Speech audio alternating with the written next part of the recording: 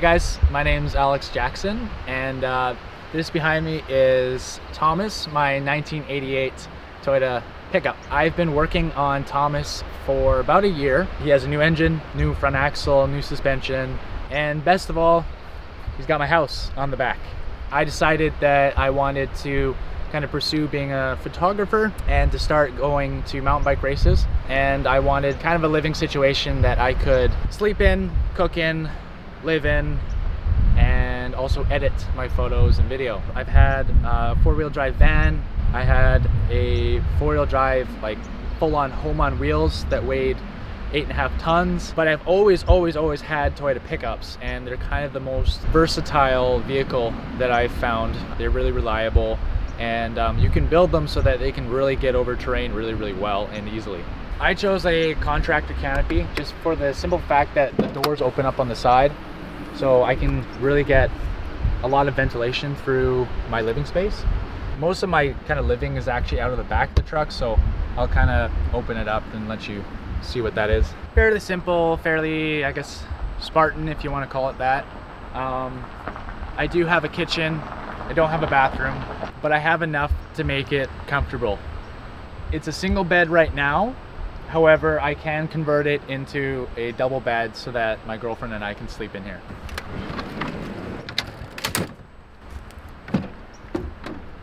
So just my, obviously my stove here. I have kind of like a little opening under here where I keep a few things, you know, little storage nooks and stuff like that to hold the odds and ends. And then right here is kind of just a small pantry to keep my pots and, you know, some spare gas and some random stuff. I have a bigger pantry at the front of the truck that can hold, you know, most of my dry food. I built this whole thing without having my stove with me, and I didn't realize that the stove actually I can't open it right here. So now I cook here and then cut here and then have food here. Unfortunately for my girlfriend, this is way too tall. So I might be redesigning it later, but for now we just kind of put something on the ground so that she can stand on it while we're making food. I have a 12-volt fridge. Just it's like an Amazon special. It's from Alpacool. It was considerably cheaper than the Dometic competitor. So, you know, I did the whole truck kind of on a budget. I wasn't really making a whole lot of money at the time. Had to sell a lot of stuff just to build the truck. It made sense for me to buy just a cheaper fridge, and so far it's been working really great. I have a fairly basic electrical system in the truck. I have 100 watts of solar, a 20 amp MPPT charge controller, then a 700 watt inverter, a 100 amp hour AGM battery, and also that I have a 20 amp DC-DC charger in there that charges from my starting battery. However, I have that on a switch, so it's not running all the time. I used all Renogy products just because they're very plug and play. They're quite easy to install. I know that they're a high quality product, so I installed it.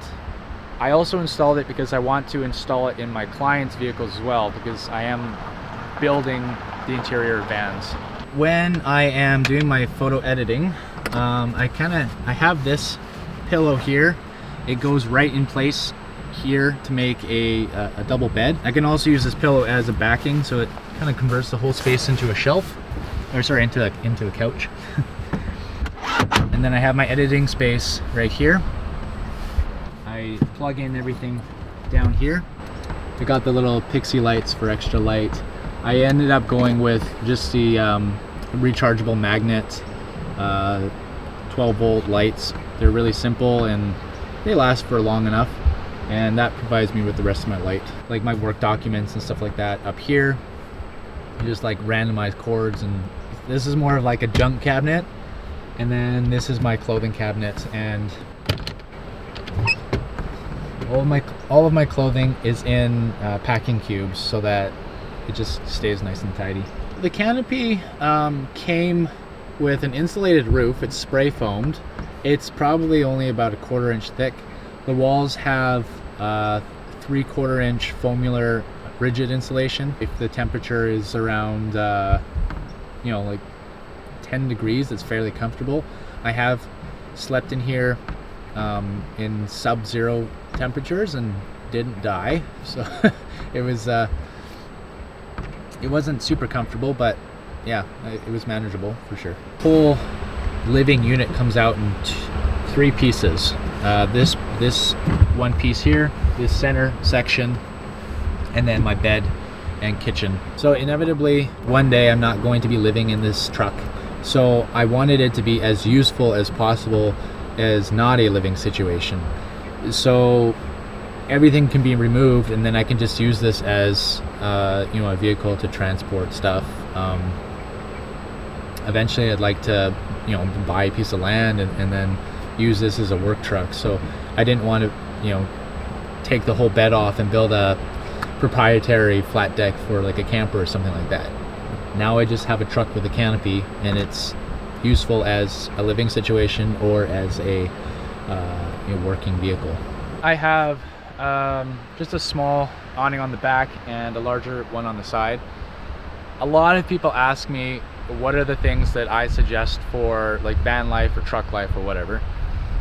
I tell everyone the best thing to buy is 1, a 12-volt refrigerator, and 2, an awning.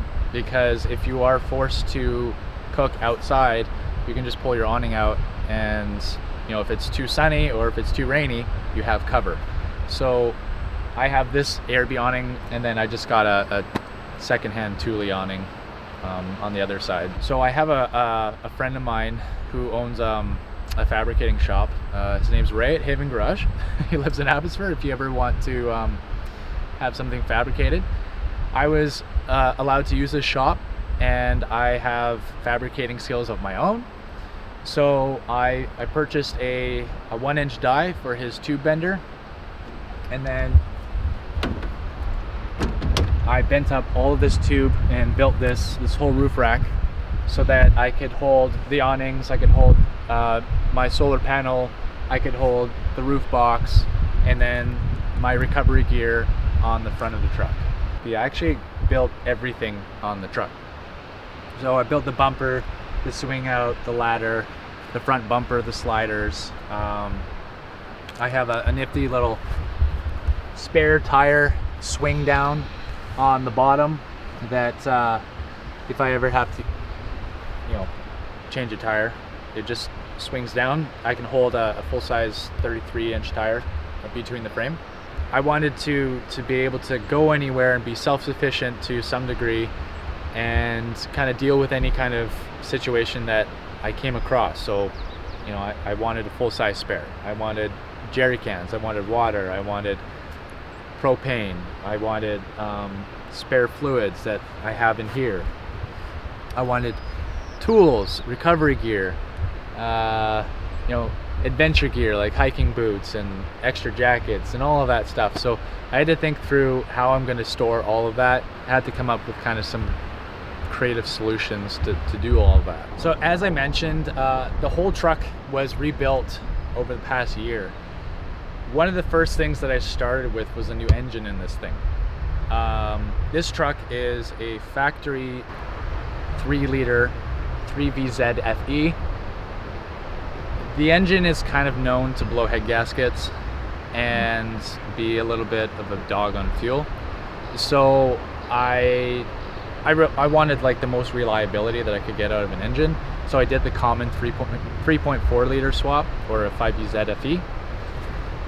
So I happen to have one of my best friends is a Toyota Red Seal mechanic, and he did a 3.4 liter swap in this truck, and he crammed all of the factory emissions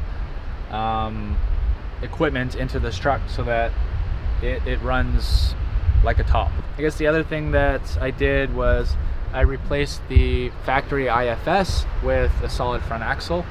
I used an 82 axle that doesn't have the lower truss or the upper truss, and I did a front truss just because I wanted as much up travel as I could. The only thing that's factory on this truck is the cab and the frame. When I purchased it, I actually purchased 2 of the same truck and then combined them. One truck had a bent frame but a good engine. The other truck had a rotted box and like bumpers and stuff like that. So I took a bunch of the parts off the one truck, obviously the good engine, and put it into the truck with a good frame. Took the box off of one and put it onto the other. And then when I started the whole redo of the truck last year, it actually got like a two-wheel drive box off of an 82 or off of a 87, got an 82 axle, 2001 engine. I think that like a 83 grill. Just like there's leaf springs out of a Ford Explorer. The front leaf springs are rears up front or roughs. There's not really any piece of this truck that is factory, but it's mostly Toyota, which I'm pretty happy about. I guess like the normal way of doing things has never really worked for me. Since 2016 have realized how much of the world exists outside of, the four walls of a house. And I really want to go and see it. And I started exploring in 2016. And by 2018, I realized that I wanted to do it full time, and then spent the next 2 years building out something. And then of course COVID hit, and now I'm finally getting back to it. The idea of going to school, getting a job, having a family, buying a house, it's never just really been of much interest to me. I kind of thought when I was younger that I was going to do that because I thought that was the only option. But then in 2016, when I realized that no, I can live out of a vehicle and I can travel around and I can see all these beautiful places, it made me realize that I think that's what I want to do with my life, and I've been trying to figure out how to do it ever since. I like to get up into the mountains. I like to get down that extremely twisty and bumpy road that other people won't take unless they have a similar vehicle. But I also wanted to be able to live inside of it. So that was my main idea behind building the truck. I think the benefits of living this lifestyle are just the fact that it's really conducive to my lifestyle. I don't want to be in any one place for too long. And so if I'm able to be like, I'm bored of this place, I want to just go over there, then I can do that. It helps me save money because I'm not working all the time. Right now I'm just working on a contract base, and I'll work really hard for a period of time, and then I'll have a big stretch of no work. And if I'm not paying rent, then it's a lot easier to do that. In terms of challenges that I have experienced, I have no heat in the truck, and I live in British Columbia. That's not saying that it's super cold in British Columbia, but it is extremely wet. And when it's wet and just slightly cold, it's extremely miserable. The kind of advice that I would give to someone looking into this lifestyle: figure out what you can live without, figure out what you absolutely need. A lot of van life, truck life, road life is glamorized. People see the Instagram posts of people parked up on the California coast with their feet out the back, warm air blowing through their doors, and it looks really dreamy and wonderful. But then you realize very shortly after getting your idealistic van that, oh wait a second, like I can't park here tonight. I have to go to a place that's kind of less desirable, and I have to empty my pee bucket, or where do I poop? That kind of stuff. So don't fall for what you see on Instagram. Listen to those people saying that van life is difficult, because it is. It's a choice, and it allows you to enjoy a lot of life's subtle treats, I guess. But at the same time, you're sacrificing a lot. I think what I've learned about myself living out of the truck, and as cheesy as it sounds, is that the struggle brings me joy. I don't think that my happiness would be as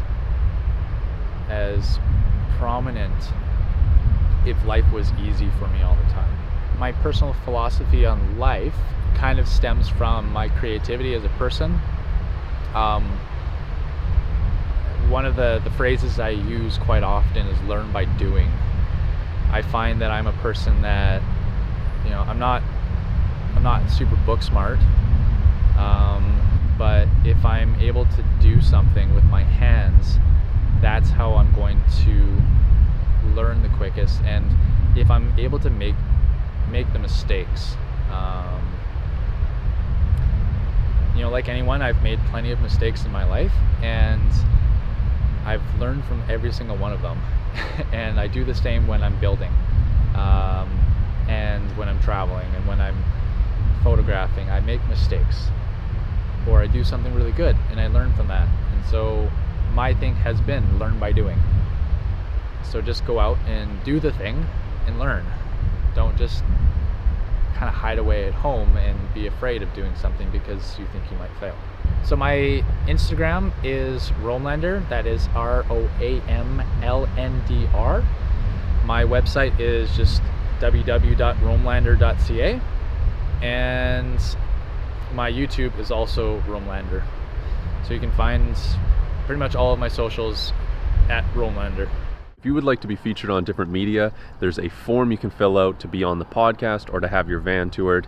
And if you're interested in watching more alternative dwelling tours like this, we upload every single Sunday. So hit subscribe, and new van life and chill podcasts every Thursday. Thanks everyone for watching.